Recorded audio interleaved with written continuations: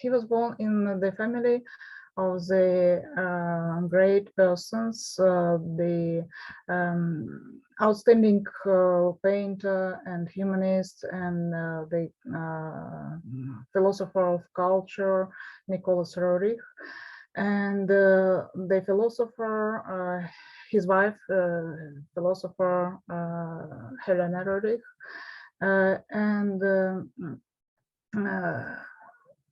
he began his life in so outstanding family, and in his young age, he graduated from Cambridge University in the United States of America, and received a bachelor's degree in 1922.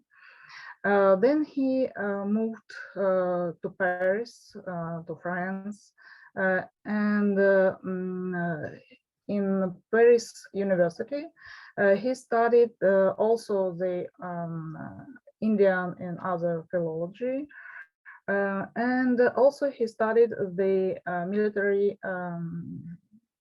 science, and finally in 1923 he received a master's degree in Indian philology in Paris. Then he took part in the great expedition of his father. It was the great expedition through the Central Asia. It was since 1925 to 1928, and the route of the expeditions was through Ladakh, Xinjiang, Mongolia, China, and Tibet. And also the expedition visited Moscow, and Nicholas Roerich had some contacts with the Soviet persons, with the Soviet authorities, and tried to propose to the Soviet authorities the wisdom of the East and the letter of the great Asian philosophers, Mahatmas, where he tried to predict the new way of the Soviet, young Soviet Republic in the new conditions. But the Soviet authorities did not take this wisdom, and so the expedition moved to the China through the Russian mountain Altai. During the expedition, despite his young years, George Roerich was responsible for the safety of the expedition because he had the military education. And his excellent knowledge of Tibetan, Mongolian, and Hindi. He knew more than 30 Asian languages and dialects, allow him to easily communicate with the local people. And so during the expedition, the main banner of the expedition was the banner of Maitreya, the future Buddha. And the second banner of the expedition was the United States banner, because the expedition was officially, this expedition was the expedition from the Roerich Museum from the United States. Here you can see the route of the expedition. You can see the visit of the Roerich to the Moscow, and then they visited Altai Mountains, and they stay some weeks in the capital of Mongolia, in Urga or Ulaanbaatar. And after that, they continued their travel, their route through the deserts of the China, and then they come to Tibet. And I have to remember you that in that period, the Tibet was under the protectorate of the Great Britain. And Great Britain thought that the expedition was the Soviet expedition. And they stopped the route of the expedition on the Chantang plate, on the Chantang high level mountain. And the expedition stay here some months. And it was a very huge conditions during this stay on the Tibet. And you can see the photos from this winter camp on the Tibet. You can see the animals from the expedition, which suffered from the huge frost of the Tibetan mountain winter. During the expedition, George Roerich studied the painting, the heritage of Asian folks on the route of the expedition. He studied both the Buddhism heritage and the pre-Buddhism heritage, the ancient heritage of the Asian. And you can see the small paper which was stored in the International Center of Roerich's archives, where you can see the route of the expedition, which was drawn by the George Roerich. And you can see the professional, his high professionalism. We can see the high professionalism of the drawing of this route. After the returning of the expedition in India, George Roerich published his diaries in English. It was the book Trails to Inmost Asia, and it was very interesting for the main orientalists of these years. It is very interesting that during the Tibetan winter, when the expedition stayed in the Chantang, George Roerich made a very interesting investigation of the Kham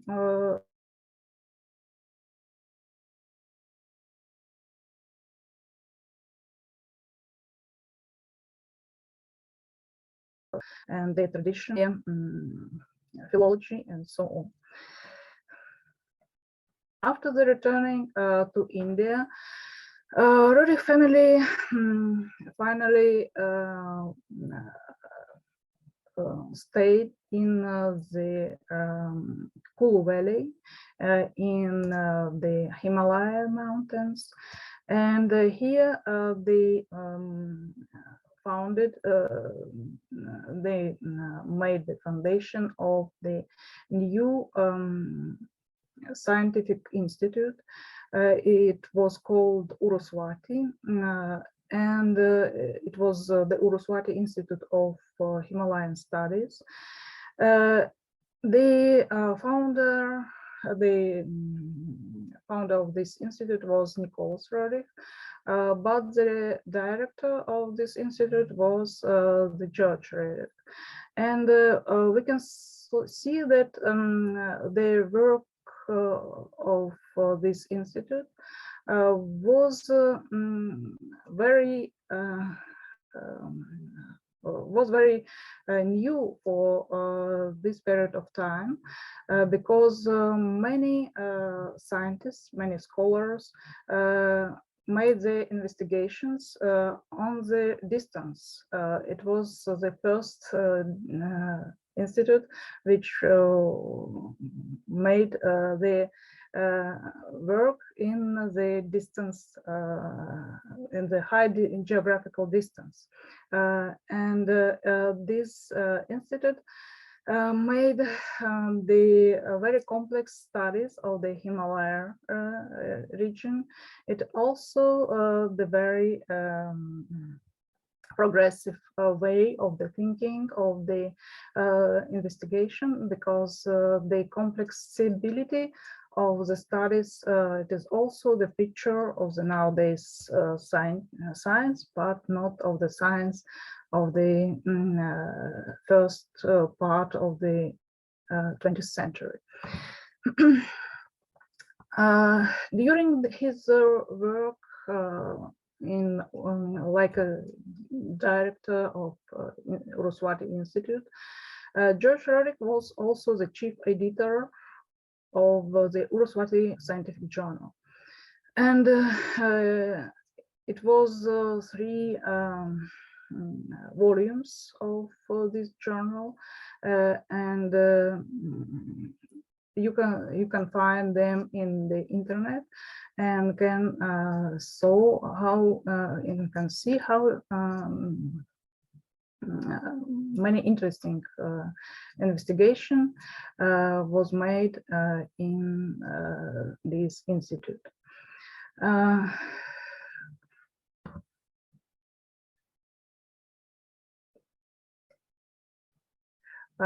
Прошу прощения, тут кто-то пытается рисовать на экране, надо его отключить. Sorry, I will continue. During the staying on the Kulu Valley, Roerich also had the meetings with the future leader of the India, of the freedom India, independent India, the Jawaharlal Nehru, and his daughter Indira Gandhi, and they had a very interesting conversation with George Roerich, and also mainly with Nicholas Roerich. You can here you can see the photo, the picture from the Kulu Valley. You can see the Nicholas Roerich, Helena Roerich, George Roerich, and his younger brother, Sviatoslav Roerich, who was an outstanding painter. And Sviatoslav Roerich painted the portrait of George Roerich in 1930s years, and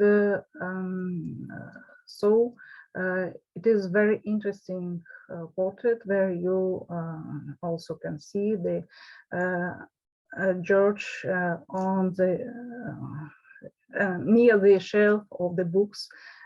You can see the that it is his nature, the great scholar, to work with the books and made the new investigations. In 1934, the Roerich's family made the new expedition. It was two Roerichs, Nichols and George, and they made the Manchurian expedition. And this expedition was made under the protection of the Agriculture Department of the United States. And the main aim of this expedition was the finding of the drought resistance plants in the Manchuria and China. There were two stages of this expedition. The first was in 1934. It was in Manchuria, and the second was in Inner Mongolia, also in China, in 1935. During this expedition, George, who was the orientalist, and one word about these maps. This map I found it in the archive of the United States, and here you can see the route of the expedition, which drawn by the some persons from the Department of the Agriculture. And during this expedition, George, who was Orientalist, also very interesting by the plants, and he made a very interesting maps. It is the first map where you can see the administration division of the Inner Mongolia. It is very rare maps because I cannot find any maps on this territory in some archives in Russia, in America, and so on. George Roerich made the very interesting maps about the plants biogeography, and where the some plants of two province of Chahar and Suyuan in Mongolia, how it was situated. These maps illustrated a very complex worldview of George Roerich and his great skill, not only in the Orientalism, but in all scientific work which he deals with. After the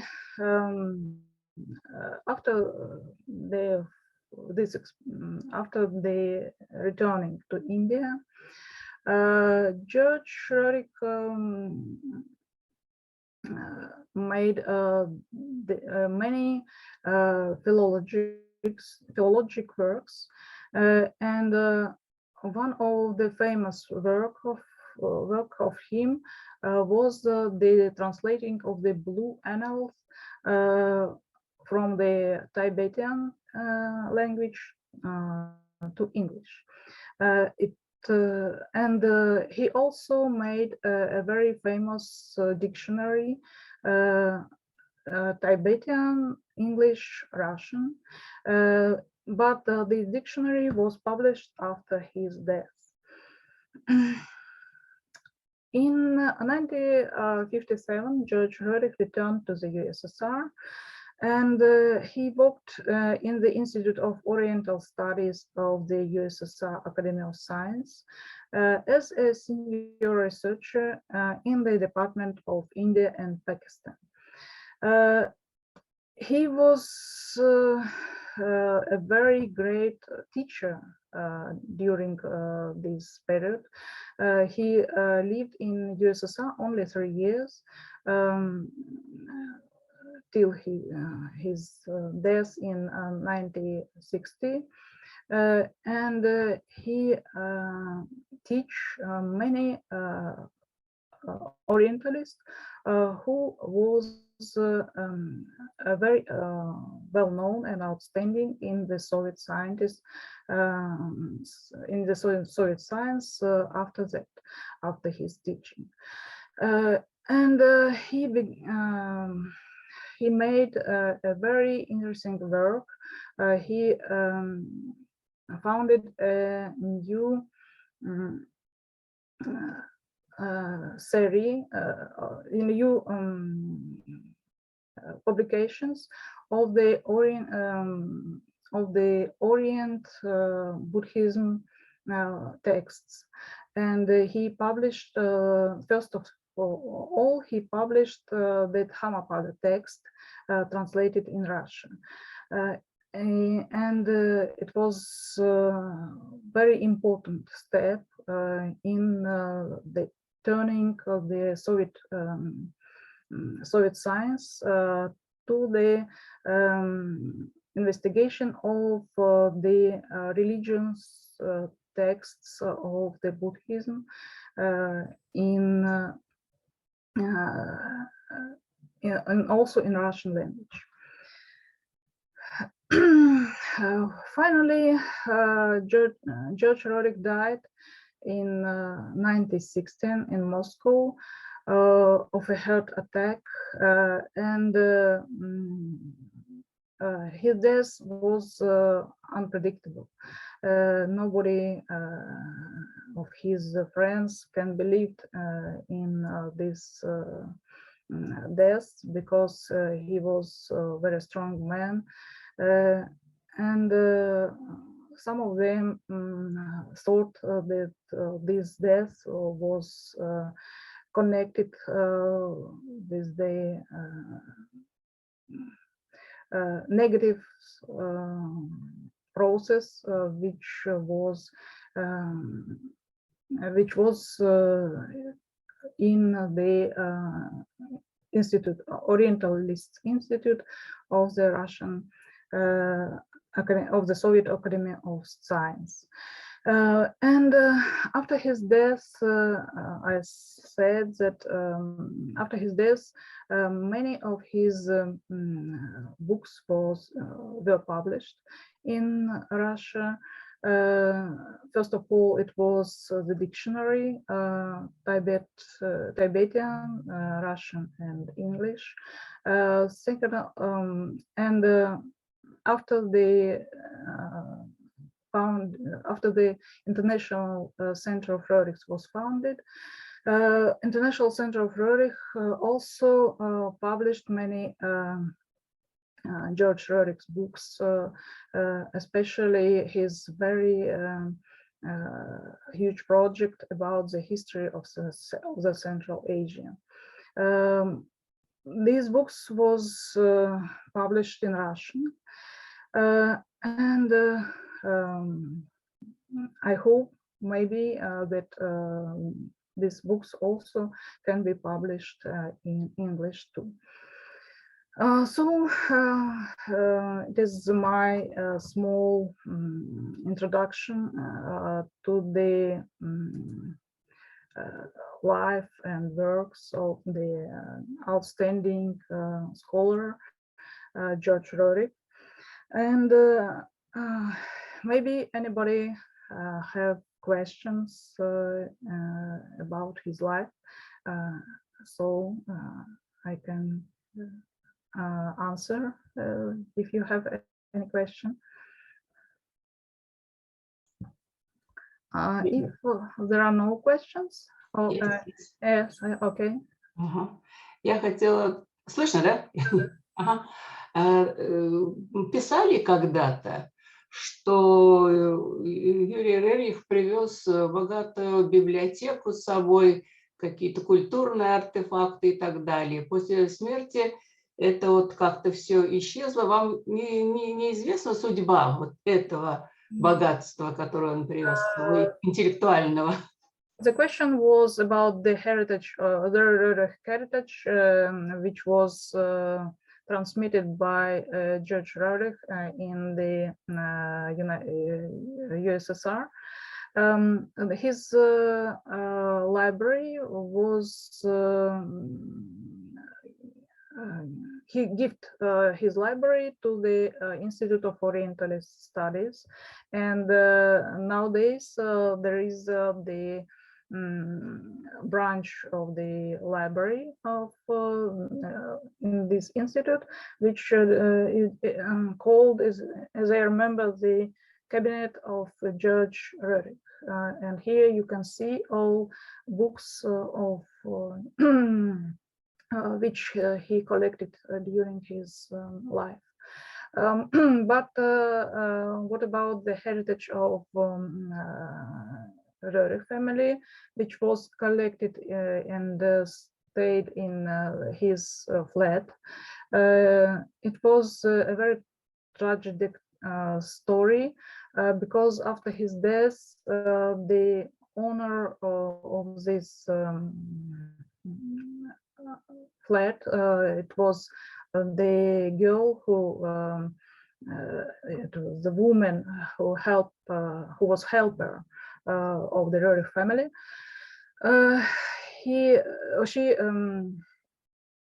married with a very strange person, and this husband of this woman sold many many paintings of Roerich's and many documents. It was it is very tragic story. And finally, the International Center Roerich, after the death of this guy, the International Center of Roerich's take the documents and painting which was in this flat, but it was a very small part of the great heritage which was brought to the Soviet Union by George Roerich. Any questions?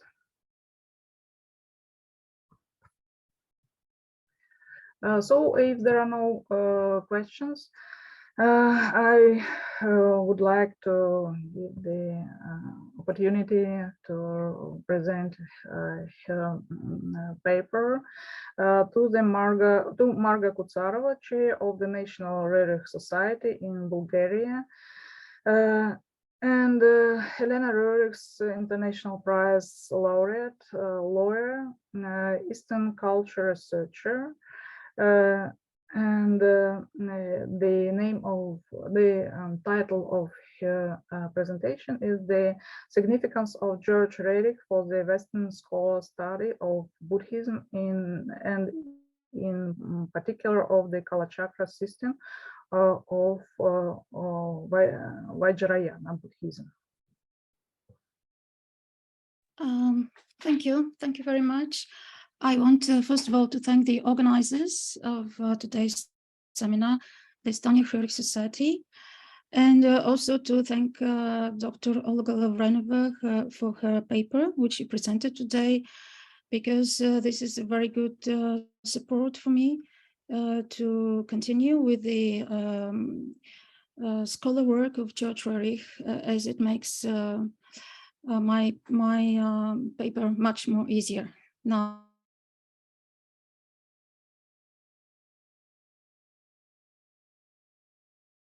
Figure as a linguist and as an outstanding scholar. My paper is devoted to the immense contribution of George Roerich in the study to Buddhism. George Roerich's research and study of Buddhism was of great importance for the advancement of Buddhist studies worldwide and for the understanding by scholars of Buddhism as such. George Roerich's first major publications on this topic were made in the 1930s. At that time, Western science had made important progress in the study of Theravada Buddhism, but at the same time, it had a very negative view of Vajrayana Buddhism, also known as Indo-Tibetan Buddhism and Tantric Buddhism. The reason for this is the following. Sorry. Historically, European science, that is Western science, came in touch for the first time with Theravada Buddhism, also known as Hinayana, and it wrongly assumed that Hinayana is the authentic teaching of Buddha, and is equal to early Buddhism. Thus, in Buddhology, from the end of the 19th century until approximately the middle of the 20th century, early Buddhism was considered equal to Theravada Buddhism, and as a result, Mahayana Buddhism was regarded as secondary development or even degradation of Buddhism. And Vajrayana Tantric Buddhism was regarded by scholars as something repulsive and even despicable. For example, Rhys Davids writes at the end of the 19th century about the texts of Vajrayana Tantric Buddhism, the Buddhist Tantras, that they are, quote, miserable in respect of form, as they are odious and degrading in respect of meaning, end of quote. Bendel wrote in 1903 that Tantra literature represents the decay, decrepitude, and dotage of Buddhism, and that it reads like an obscene caricature of the teachings of earlier Buddhism. Wintonitz writes of Vyuha Tantra, an important Tantra of the highest class, that, quote, on the whole, we find in it the same unsavory mixture of mysticism, occult pseudoscience, magic, and erotics, as in most other Buddhist Tantras, end of quote. All these are very important Buddhist scholars at the end of the 19th and beginning of the 20th century. And finally, the views on Kalacakra Tantra, which is rightfully considered today by Western scholars as the synthesis and pinnacle of Vajrayana Buddhism. In 1934, in Cambridge, the second edition of Waddell's The Buddhism of Tibet, or Lamaism, was published, and Waddell writes in it, quote, the tantric phase developed in northern India, Kashmir, and Nepal into the monstrous and polydemonistic doctrine, the Kalacakra, with its demonical Buddhas, which incorporated the Mantrayana practices and called itself the Vajrayana, or the Thunderbolt vehicle. And these demonical Buddhas, under the name of Kalacakra, Heruka, Achala, Vajravairaka, etc., are credited with powers not inferior to those of the celestial Buddhas themselves, and withal ferocious and bloodthirsty, and only to be conciliated by constant worship of themselves and their female energies with offerings and sacrifices, magic circles, special mantra charms, etc. End of quote. Today, all these views are regarded in modern Buddhist studies as entirely wrong. The scholar work of George Roerich in Buddhism was one of the major cornerstones that brought about gradually the change and right understanding of Vajrayana Buddhism. Modern scholars in Buddhism see two major reasons for this huge misconception of Vajrayana Buddhism, which was dominant in Western studies until the middle of the 20th century. The first one is the wrong methodology. Scholars of the past read literally the Tantras of Vajrayana, and this literal reading brought about deep confusion and even stupor. In 1932, George Roerich published in the Journal of the Himalayan Research Institute of Roerich Museum his groundbreaking work, Studies in the Kalacakra. In it, he offered new methodology of the study of Tantras, which was of paramount importance. He writes in this work, quote, the extensive Kalacakra literature is written in a tantric style and is full of special tantric terms and allegorical expressions, the secret meaning of which is known only to adepts, end of quote. He then further goes on to explain that the abstruse character of the system, its deep symbolism, and the difficulty in obtaining Kalacakra texts and commentaries on them have so far prevented scholars from penetrating the tenets of the system. This vast literature is of utmost importance for the study of Central Asia Buddhism. The first commentaries of Kalacakra, according to the tradition of this teaching, were given in Shambhala, and all the subsequent commentaries were great authorities in the Buddhist hierarchy in India, Tibet, and Mongolia, based themselves on these commentaries given in Shambhala. George Roerich writes that all these commentaries given by great teachers of Buddhism are of the utmost importance for the correct understanding of the doctrine. Therefore, we can make the clear conclusion from this work of Roerich that Kalacakra Tantra cannot be understood if we read it literally, disregarding the interpretation given in the traditional commentaries. Since Kalacakra Tantra is rightfully considered in modern Buddhist studies as the synthesis and pinnacle of Vajrayana Buddhism, the methodology given by Roerich for its study is equally applicable to all the other tantras of Vajrayana. The methodology given by Roerich was not accepted at once by the Buddhist studies. It took more than half a century for it to be accepted. However, once accepted, it brought about remarkable results. The second reason for the misconception by Western Buddhist studies of Vajrayana were prejudices. George Roerich participated, as Dr. Lavrenova said, in the Central Asian expedition organized by Nicholas Roerich. Therefore, in his 1932 work, Studies in the Kalacakra, he gives his observations made during the Central Asian expedition on the organization of education on Kalacakra in the Mongolian and Tibetan monasteries. The evidence given by him that, quote, the monk students of tantric colleges are distinguished by their ascetic life and the severity of the novitiate, end of quote, were very important for the gradual overcoming of the prejudices that were hindering its study by Western scholars. In 1987, one of the leading Buddhist scholars in Kalacakra, John Newman, wrote, quote, "It is unfortunate that the journal in which Roerich studies in the Kalacakra was published, the Journal of the Urusvati Himalayan Research Institute of the Roerich Museum, received such limited circulation. The studies reviews all of the previous Western research on the Kalacakra and clearly indicates the richness of the Tibetan literature on the subject. If the information contained in this article had been more widely known, it might have precluded some of the baseless speculation that characterizes all too much of subsequent Western writings on the Kalacakra." End of quote. This paragraph by John Newman points out to the great significance for Buddhist studies of George Roerich's article of 1932, Studies in the Kalacakra. However, Newman's inference that the Journal of the Urusvati Himalayan Research Institute was of limited circulation is only partially true. The Urusvati Himalayan Research Institute exchanged its publications with 285 institutes, universities, museums, libraries, and scientific societies throughout the world. Consequently, it can be found today in the major libraries of universities in the US, for example.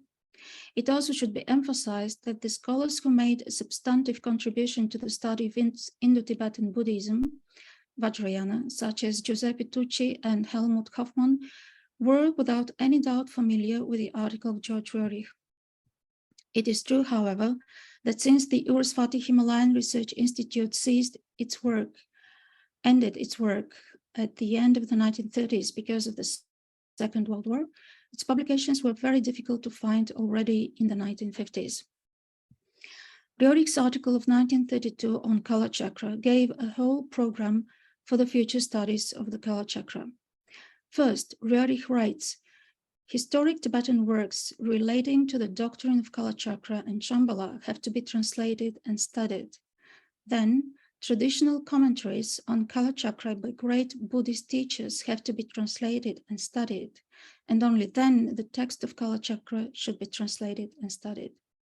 This is the way forward for the study of Kalacakra given by Roerich, and it should be said that eventually Buddhist studies went precisely this way. However, the fact that this is the only way for the study of Kalacakra and Vajrayana as a whole was not immediately recognized, and there were many delays on the way and even losses. George Roerich himself embarked on this way of the Kalacakra studies, and he made contribution of utmost importance. He translated from Tibetan in English parts of one of the important commentaries on Kalacakra written in 1434 by Kaidub Gelek Pelsang, a disciple of Tsongkhapa.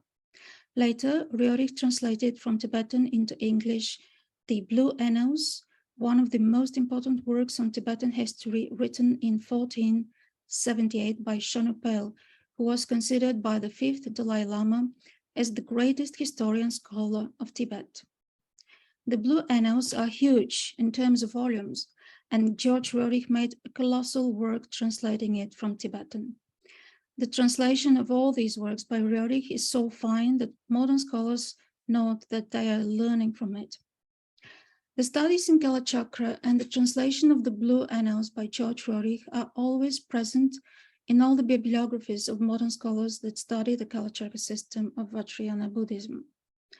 George Roerich translated from Tibetan the manuscript, The Biography of Dharma Swaminam, the Tibetan monk and pilgrim, which was published for the first time in Patna, India in 1960. This translated in English manuscript contains precious information on the last days of the Indian University monastery Nalanda, as the Tibetan monk who wrote it witnessed the destruction of Nalanda by the Muslim invasions in northern India in the 13th century.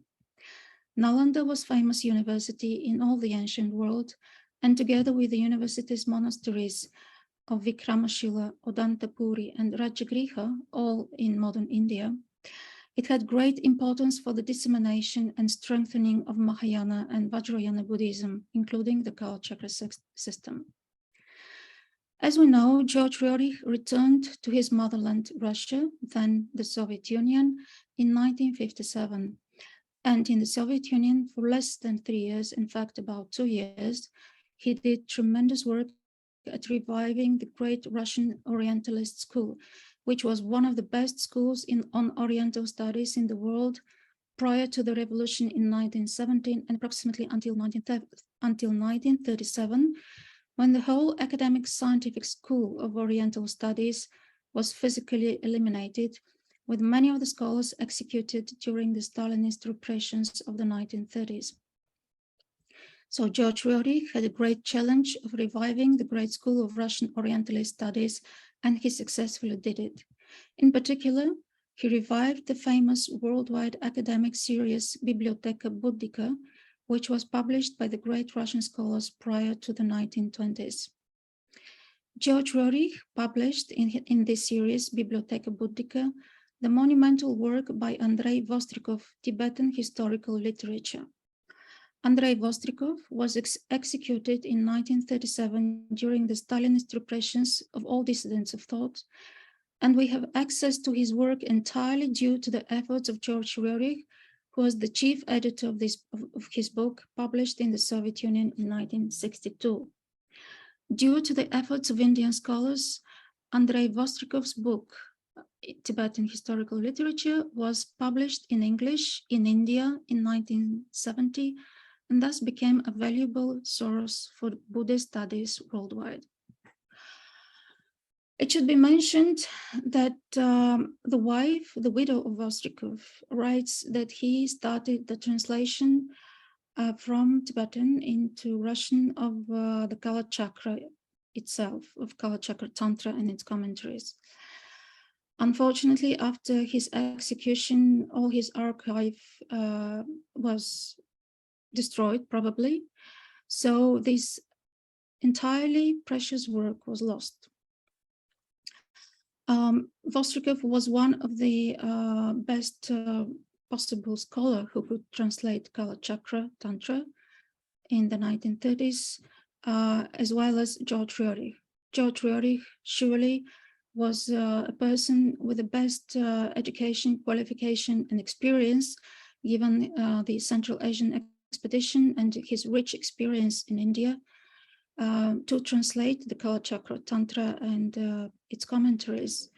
But as he translated according to his plan, first historical works by Tibetan historians, he was planning, obviously, to translate later on the Kalacakra Tantra, but he died abruptly, as Professor Lavrenova said. He died abruptly in 1960. And so, since Vostrikov and Roerich were the best scholars, in fact, the only scholars who could translate the Kalacakra Tantra, this amounted to a huge loss, not just to Russian science, but to worldwide, to science in the whole world. And the result was that Kalacakra Tantra was translated approximately half a century later. The first chapter was translated only in 1987 by John Newman. Then the second chapter was translated in 1997 by Vesna Wallace, and then in 1999 up to 2009 were translated the third, fourth, and fifth chapters together with the Vimala Prabha commentary, which was given in Shambhala according to tradition. So the loss of George Roerich was great also for Buddhist studies, as we see this leg of half a century which we have. Nonetheless, the translations are made.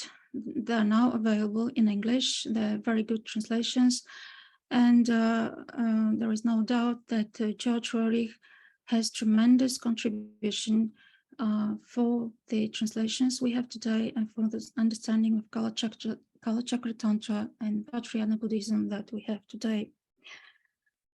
I'd like to say that George Roerich also gave the methodology, the right methodology for the study of the issue of Shambhala, since Shambhala is very closely related to the Kalacakra teaching, which according to tradition comes from Shambhala.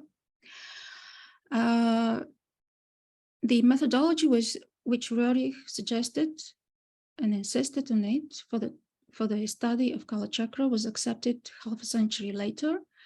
But the same methodology, I will stress, the same methodology he proposed for the study of Shambhala is still hard to accept. There are many reasons for this, but I'll mention that there are two scholars which have accepted the methodology proposed by George Roerich.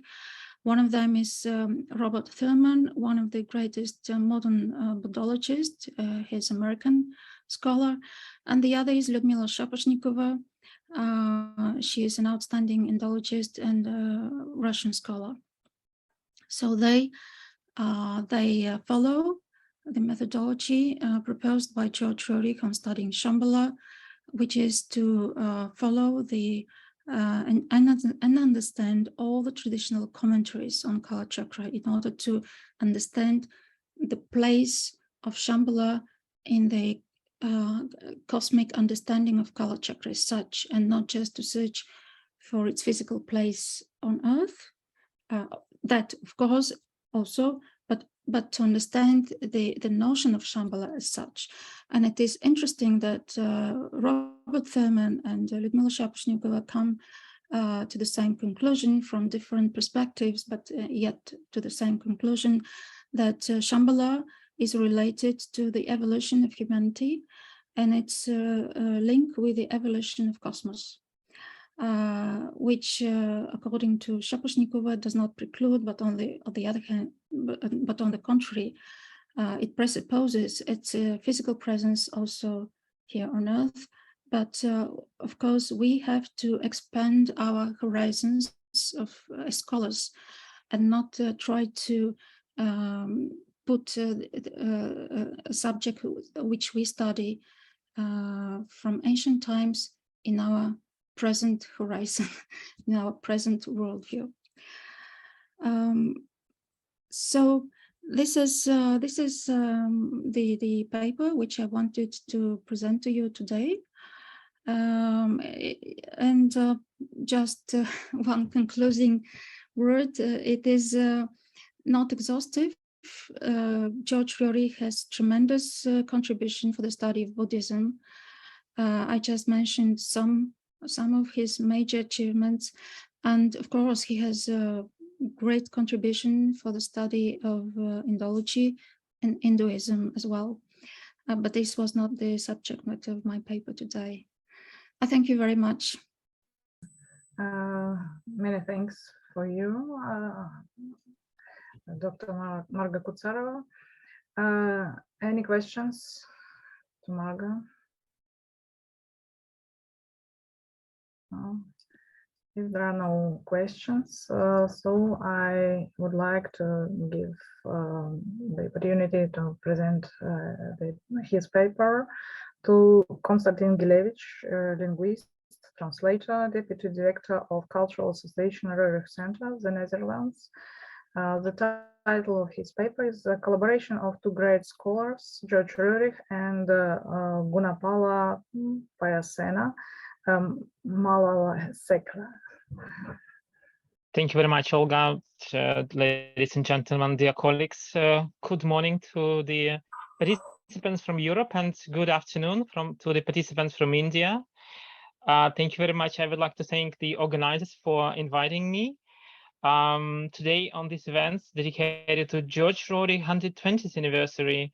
I'm very happy to talk about the collaboration of two outstanding scholars and also two great personalities, George Roerich and Gunapala Piyasena Malalasekera. And since it's very little known about the biography and the heritage of Professor Gunapala Malalasekera, I will explore my topics through the prism of Malalasekera's biography. So let me share my screen.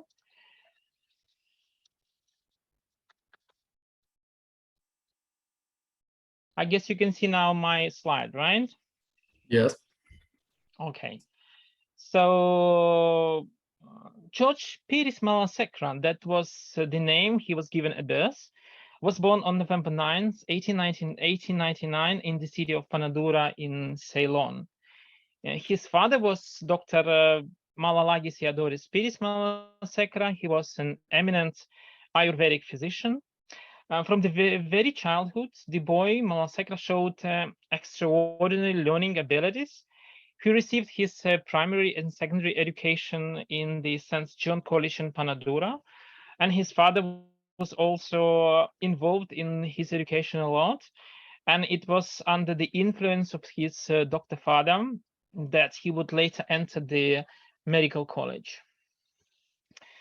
Through his father, young George Malalasekera met Anagarika Dharmapala, who was an outstanding figure, the first global Buddhist missionary, a leading figure of Sri Lankan independence movement, and also a pioneer in the revival of Buddhism in India, and also the first Buddhist in the modern times to preach Dharma or Dhamma in Pali in 3 continents, Asia, North America, and also Europe. Anagarika Dharmapala, yeah, I just want to say a few words more about him because it's really outstanding figure. He met Helena Blavatsky, a great Russian philosopher and writer, the founder of the Theosophical Society. So became her disciple and actually followed her advice to study Pali and Buddhist scriptures. So when George Malalasekera was a small boy, he was about 9, he heard Dharmapala speaking, and then Malalasekera said that he wanted to be like Dharmapala and also help people all over the world. Actually, following the advice of Dharmapala, I just finished that Malalasekera changed his name from English to Sinhalese, Gunapala Piyasena. So Guna means virtue, Pala means control or protection. Hence, the name Gunapala means protector of virtue. And the first part of his middle name, Piya means beloved, and Sena means community or society. So Piyasena is the one who loved by everyone in the society. And here it must be said that according to the people's feedback or reviews, the people who knew Professor Malalasekera, both names fully corresponded to his character and his activities. So, as I already said, following the footsteps in his father, he entered Ceylon Medical College, where he studied for only 1 year. And due to death of his father, he unfortunately needs to interrupt the education.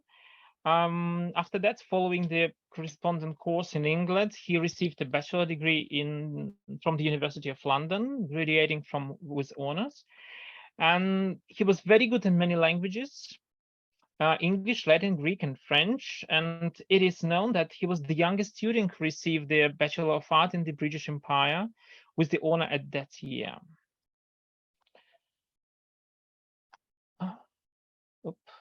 He continued his education, and in 1923 he entered the University of London, and in 1925 he simultaneously received the master degree and PhD in Oriental languages with a specialization in Pali from the London School of Oriental and African Studies. In parallel with his studies, Malalasekera began his teaching career. So from 1921 to 1923, he was working in Ananda College in Colombo. And in 1926, immediately after graduating from the university, he became the principal of Nalanda College in Colombo. Here I should mention that both these colleges appeared in Ceylon after huge educational work, which was done by Theosophical Society headed by Helena Blavatsky in 19th centuries. In 1927, he succeeded the Venerable Surya Goda as a lecturer of Colombo University, and he gave the lectures on in Sinhalese, Pali, Sanskrit for the examinations that students took in the University of London. In 1942, he was appointed as the professor of Sanskrit, Pali, and Sinhalese at the University College, and also as a professor and head of the department of Pali, and that's in the newly established University of Colombo. Soon, he was also made the dean of the Faculty of Oriental Studies. Actually, that was a time that Buddhist civilization was introduced as a subject of study. I would like to say a few words about the works written by Professor Malalasekera. The list of the books is very impressive. All of them are connected with Buddhist, Ceylon, Theravada, Buddhist tradition, or Pali canon. I would just highlight a couple of them. One of them is the Malalasekera's English Sinhala Dictionary. It's an outstanding work which has become truly popular. It's unlikely that there is a house in Sri Lanka that does not have this dictionary. And another truly great work is the Pali Dictionary of Proper Names, published in 2 volumes in 1937 and 1938. In this outstanding work, the reader will find not only the meaning of the proper names, but also reference where they can be found in entire Tipitaka, the ancient collection of Buddhist sacred scriptures. Commentaries from various chronicle, as well as the reference to the most important texts, such as, for example, questions of Milinda or Milinda Panhya in Pali, the Buddhist text created around 100 BC, which is included in the Khuddaka Nikaya section of the Burmese Pali canon. This is questions of Milinda. I guess our Russian-speaking participants know the beautiful translation of this book made by Andrei Paribok. I should also mention here that this Malalasekera completed this gigantic work of about, the Pali proper names, dictionary of Pali proper names. This work consists of 2,500 pages, and he completed this work in the time when the only technical means available for work was just a simple typewriter. There is another book which I also want to mention with a very interesting story. During the Second World War, Malalasekera appeared on the radio with a series of broadcasts at the request of Lord Lewis Mountbatten, a British naval and statesman, the Fleet Admiral, and the last Governor General of India. In those broadcasts, Malalasekera spoke about Buddhism in quite a plain language to soldiers based in Ceylon. These speeches had a huge success and later formed the basis of the book, Thus Have I Heard. It should be also mentioned here that the phrase of the book's title, Thus Have I Heard, is very familiar to all students of Buddhist texts. The original of teachings of the Buddha, known as sutras, begin with the phrase, thus have I heard. It's considered that Buddha himself established this rule to distinguish his teachings from those of others. In doing so, he not only ensured the preservation of the teachings, but also indirectly elevated them to status of Shrudis, or that which is heard, for which the Vedas are famous in Hinduism. In addition to his teaching and academic activities, Malalasekera was also the largest Buddhist religious figure. In 1939, he was elected the president of the Ceylon Buddhist Congress and remained so until 1957, when he was already working abroad as a diplomat. Upon his return to Ceylon in 1967, he was again elected the president of the Ceylon Buddhist Congress and acted in this position until his death. And of course, for sure, the pinnacle of Malalasekera's activity was the founding of the World Fellowship of Buddhists, the brotherhood that Anagarika Dharmapala dreamed of and aspired to. The first Congress of the World Fellowship of Buddhists was held on the sacred grounds of the temple of the Buddha's tooth relic in Kandy in Ceylon in 1950s. And the opening was attended by 129 delegates from 29 countries. Besides the activities which I have already mentioned, teaching, writing, scientific researching, religious organizations, Malalasekera was also actively involved in many other different fields. As George Roerich once said, and I quote, "A Buddhist should be very active." So Malalasekera was a true Buddhist and was a very active person. Here just a short list of his many activities. So you can see that he headed a lot of organizations, different ones dedicated to Philosophy of Congress or Art Council or the even Asian Archaeological Congress or Classical Association of Ceylon. So many, many different activities. He was really, truly busy person. In 1957, Malalasekera's life changed dramatically. The Sri Lankan Prime Minister at that time, Solomon Bandaranaike, appointed him as ambassador to Soviet Union. At the same time, he was accredited in Poland, Romania, and Czechoslovakia. He later became the High Commissioner in Canada. On this photo, you can see that His Excellency Ambassador Malalasekera present his letter of credence in Moscow. I'll come back to this period of his life later, as that was exactly the time when he closely collaborated with George Roerich. But for now, let me briefly proceed with his biography and his heritage.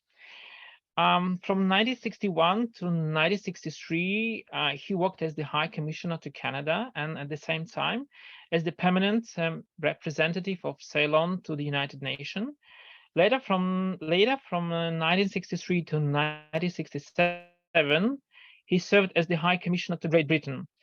It was the heyday of his diplomatic activity, and diplomats from different countries recalled with great pleasure how they worked with Malalasekera.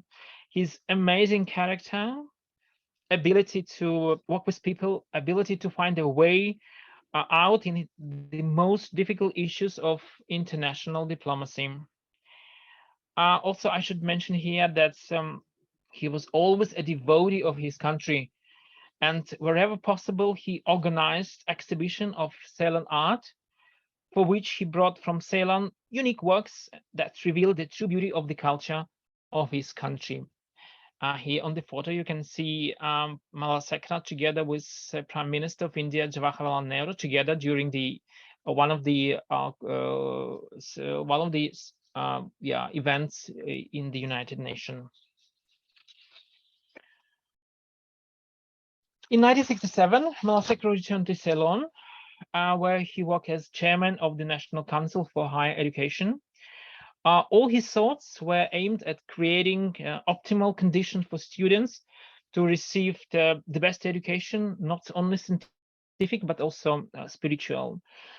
He passed away on April 23rd, 1973, and according to his eldest daughter, Chitra, his last words were courage in the time of trouble and compassion in the time of prosperity.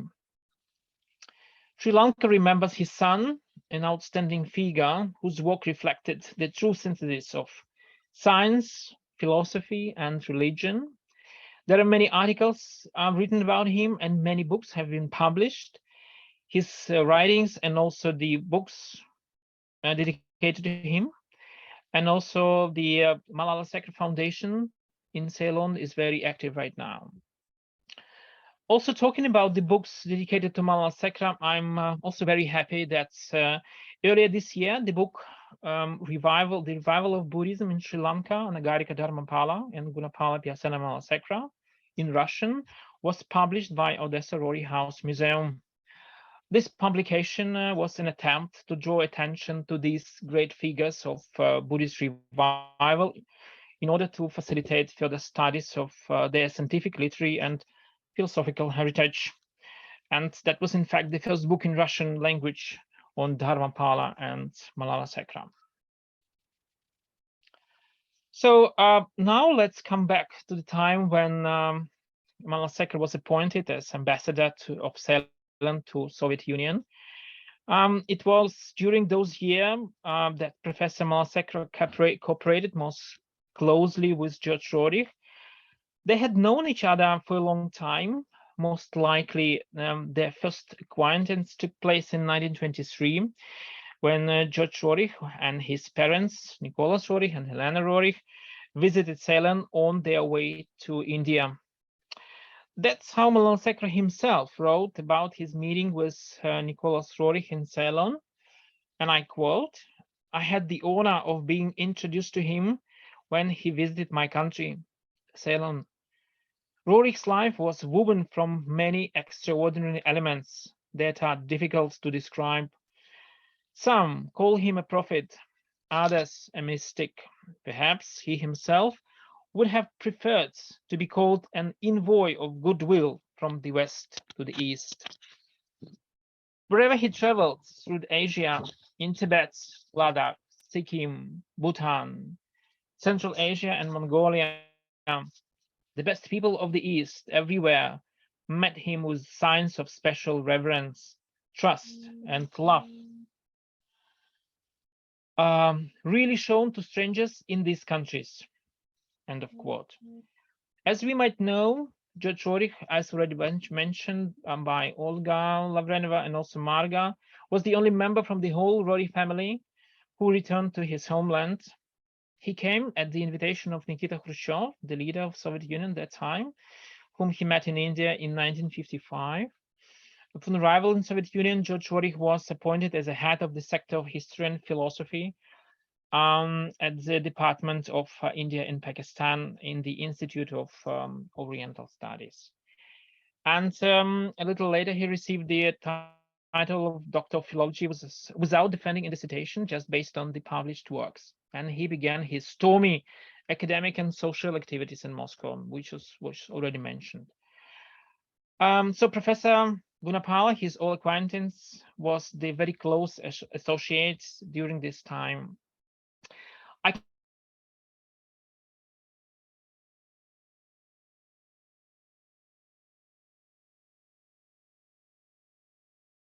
can just, first of all, George Roerich taught the Vedic language, Buddhist Sanskrit, and also Tibetan, and Malalasekera taught Sinhalese, Pali. He always said, Malalasekera always said that I'm the first of all and foremost a teacher. So he was very pleased of his teaching work in Moscow. We should also mention here their joint work on Ceylon Encyclopedia of Buddhism. And also they collaborated on the reconstruction of the series Bibliotheca Boudica. Marga already mentioned this. One of the first publication of this series was a book, the book Dhammapada. And actually, I would like to just say a few words about it because the story of publication of Dhammapada was very dramatical. But first, just a few words about Dhammapada, which is the most important books of the Buddhist literature, composed of the poetic sayings of Buddha Shakyamuni. Dhammapada is the part of Pali canon, a collection of sacred Buddhist texts in Pali language, also known as Tipitaka or Tripitaka, which was created presumably on the 5th of 3rd century BC. Tipitaka, which literally means 3 baskets, consists of 3 large sections: Vinaya Pitaka, or basket of disciplinary rules; Sutta Pitaka, or basket of instructions, a collection of early Buddhist texts for teaching monks; and Abhidhamma Pitaka, or basket of doctrines. In Dhammapada, created around 3rd century BC, the basic ethical principles of early Buddhism are discussed. Dhammapada is a part of Khuddaka Nikaya, Sutta Pitaka. The translation of Dhammapada was made by Vladimir Toporov, a leading Russian scholar, philologist, and linguist. As I said, the book publication went really smoothly. The printing was arrested, and but unfortunately, George Roerich could manage to buy some copies and send them to different countries, also to Ceylon. And Malalasekera not only helped him with this, but also set up the book presentation in Ceylon embassy and invited journalists, international community. So the next days after this book presentation, it was a huge publicity about Russian translation of Dhammapada, and eventually the arrest of printing run of the book was withdrawn. So we are now happy to have this book. Also, just want to have a few words about another historical event, I would say. That was the traditional Buddhist wedding ceremony, which Malalasekera arranged for his daughter Anoma, and at the Ceylon embassy in Moscow. Anoma Malalasekera, in her reminiscences, described her impressions or how this wedding was organized.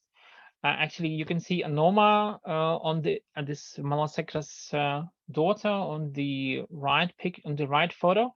Actually, I should say I'm very happy to be in contact with Anoma. She's now very active and with very clear mind, lives in Australia. We had a lot of conversations, and she shared a lot of her memories about this wedding day and about her stay in Moscow. And actually, I would like to quote from Anoma about this event. I quote, "The decision to have our wedding in Moscow was an expected suggestion from my father.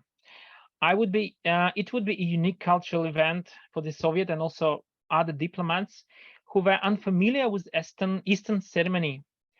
It would also be a wonderful opportunity for Dudley, the groom, to see Moscow and something of Eastern Europe at a time when travel there was so restrictive. There were many factors to contend with, but all arrangements had to be made with permission of the Soviet Foreign Ministry. Their response was very positive, and they seemed as excited with the idea as we were. We hoped to observe some of our traditional rituals and ceremonies, and for this we needed a lot of Soviet cooperation.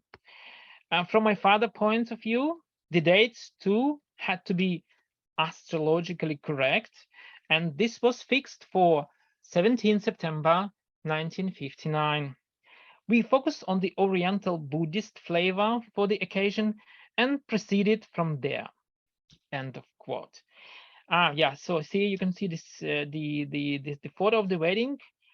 On the left side, this wedding platform with the amazing flower, which was made by the masters of the stage from Moscow Bolshoi Theater, specifically for this ceremony, for this wedding.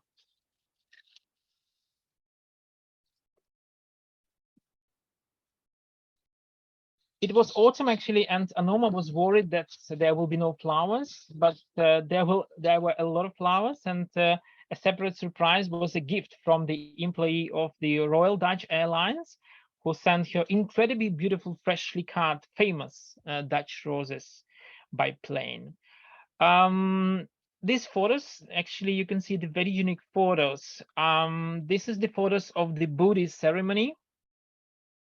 On the left is the photo from the archive from Anoma, Malalasekera.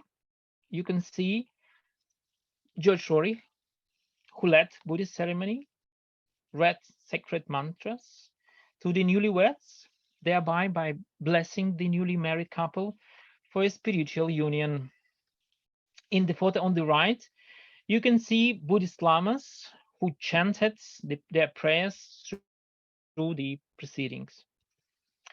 Here I would like to quote from the famous professor Indologist Tatyana Elizarenkova, who was present at this wedding. So I quote, "We have come, and what we saw was a pedestal which was built there with several steps.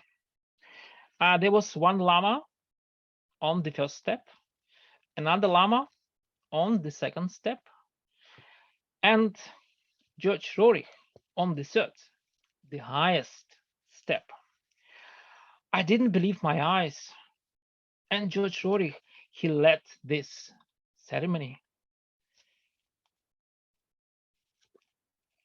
I looked at my university colleagues and I thought, do they see? And if they see, do they understand what is happening?" The ambassador of Ceylon, Malalasekera, knew who had invited to perform the marriage ceremony for his daughter. End of quote. So, just to give us quickly summarize, it was a very short topic, very short presentation, but just to summarize all of this, what's going on? I should say that the starting this collaboration of George Roerich and Gunapala, Piyasena, Malalasekera, one can say that with the confidence that it was an incredibly close-knit tandem, scientific, creative, spiritual. Both of them are brilliant scholars and also brilliant teachers. But most importantly, they both combined high scientific knowledge with deep philosophical insight into the essence of the subject they studied. Such a synthesis is extremely rare in science, and even rare is to see such a collaboration of the scholars of a new kind. That's all from me.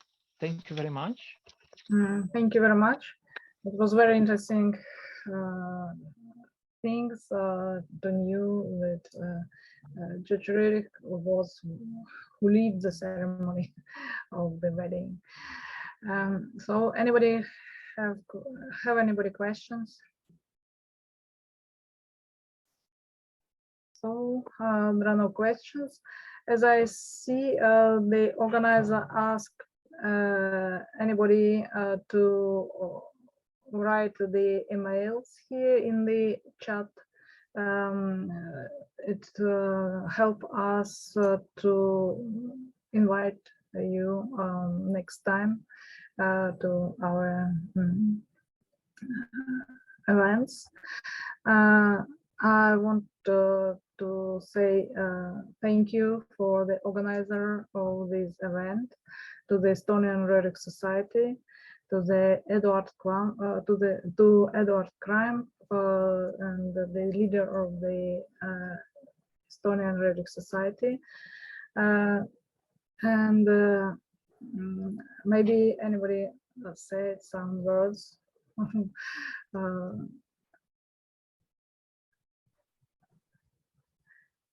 So if no, I want to conclude this event. I think that such kind of seminar is very important because it also proceeding in YouTube, and after that we can see the results of all paper in YouTube. You can recommend it. You can recommend to your friends to see this seminar and see all papers.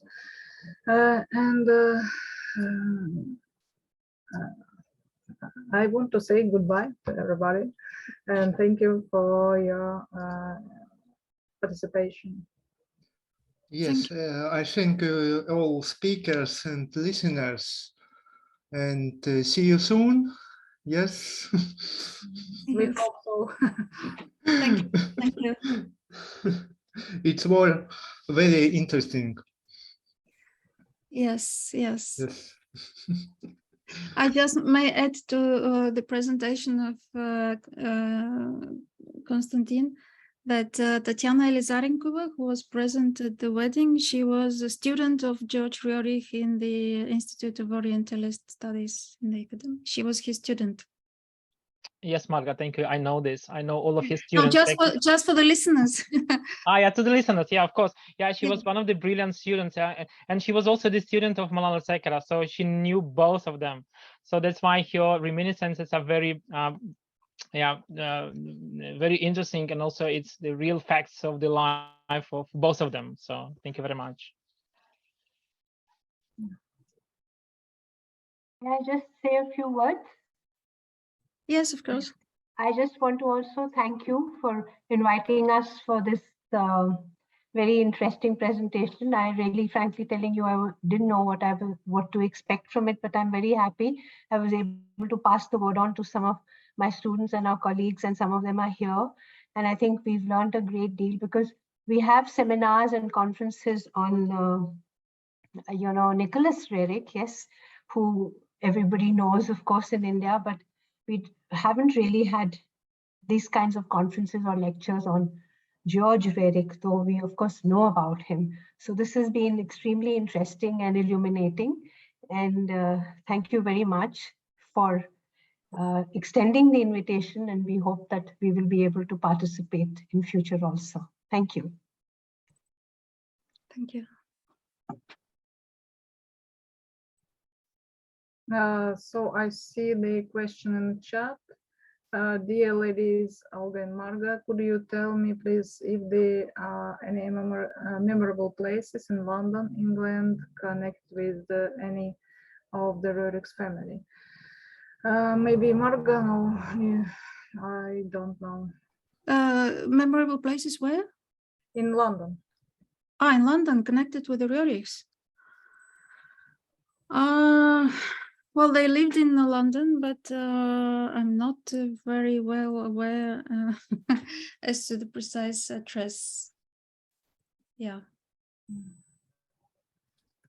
So nobody knows. If I may, I can tell you. Yeah. Of course, I think the most memorable place in London is the Guide Park. Yes, of course. It's memorable not only for the Roerich family, but also for Helena Blavatsky, because this is exactly the same park which Helena Blavatsky met her guru, and also Roerich, the Roerich family met their guru. So this is the very memorable part of London, of course. So you can have a look more in the But I did not saw any. No, there is no more. But if we come to that, so then I think one of the most remarkable places in this regard, of course, is the British Library, and in particular the manuscripts department, since the letters of the Mahatmas to CNET, which were published in English and were many times published again and again. The manuscripts are in the manuscript department of the British Library. And so, of course, it is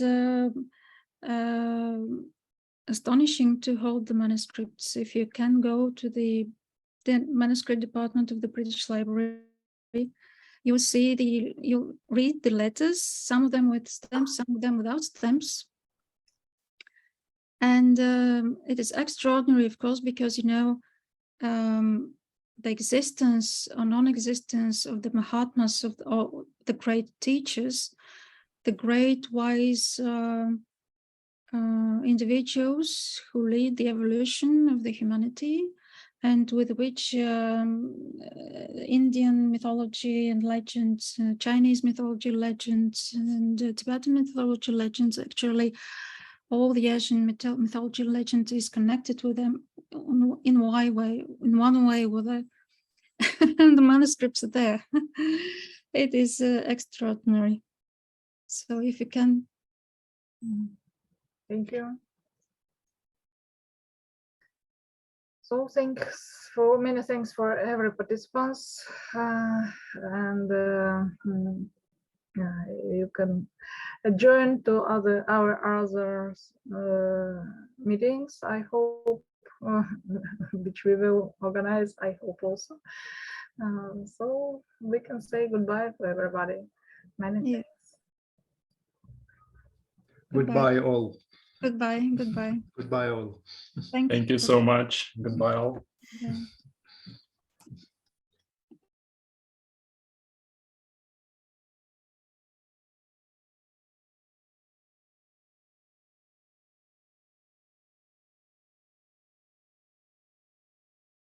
Thank you.